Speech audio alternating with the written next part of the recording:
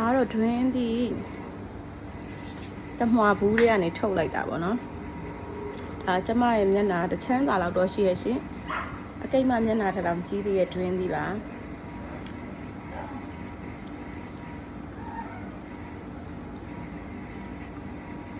စပွန်ဆာပေးလို့စားခြင်းဖြစ်ပါတယ်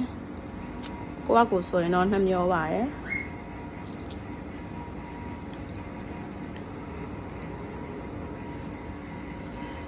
မွန်ထောင်တွင်းဒီဖြစ်ပါတယ်